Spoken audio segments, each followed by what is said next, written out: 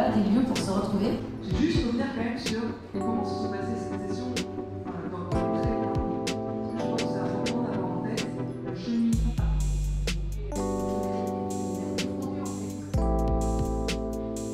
Pour nous, une belle réclame pour notre organisateur, la France sur moi qui était la plus écolo de tous les organisateurs.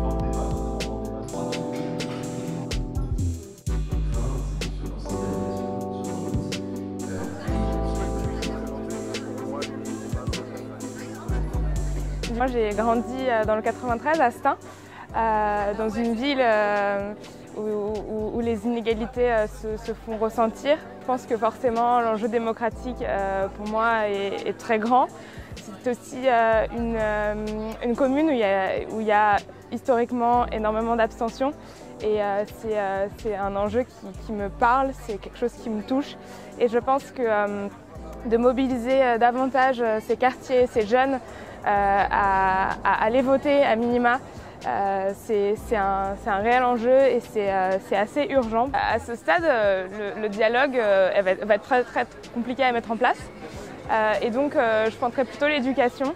Mais par l'éducation, j'entends le récit qu'on fait de la politique.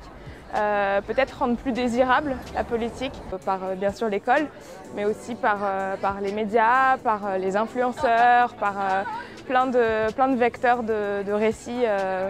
On se place peut-être pas assez dans l'histoire. On a, en fait, je trouve énormément de chance d'être en démocratie et on n'exploite peut-être pas assez cette chance comparé à des pays qui sont vraiment en dictature. Il faut qu'on ait plus conscience de cette chance. Et du coup qu'on ne cesse de développer de meilleurs outils démocratiques et en particulier discuter de sujets politiques et de société bien plus souvent qu'au moment des élections et de créer vraiment d'autres moments de réflexion collective, que ce soit par exemple un bar qui anime des soirées réflexion politique ou même une séance ciné où après on peut discuter d'un film ensemble ou que ce soit un cours d'histoire à l'école qui parle de la Seconde Guerre mondiale ou de la colonisation. Pour moi, la démocratie, ça s'apprend en fait.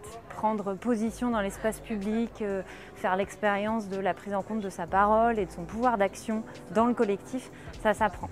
Et ça devrait s'apprendre dès le plus jeune âge. Je vois ça par rapport à mes enfants, je vois le décalage qu'ils ont dans la façon dont leur parole est prise en compte à la maison et la façon dont elle est prise en compte à l'école où ils sont. Et je vois un gros décalage. Et au cours de des différentes expériences associatives, où j'ai vu que dès qu'on se met à l'écoute des enfants, en fait la parole qui sort est souvent très intéressante, souvent hors les murs, avec une vision complètement différente qui contribue vraiment à élargir le débat et le regard qu'on peut avoir sur plein de problématiques publiques. Donc moi, ce dont je rêve, c'est une école qui pourrait permettre cet apprentissage-là par la pratique et pas seulement par la théorie, une sorte d'éducation civique pratique et quotidienne. Un renouveau de la démocratie, ça peut que se passer avec eux.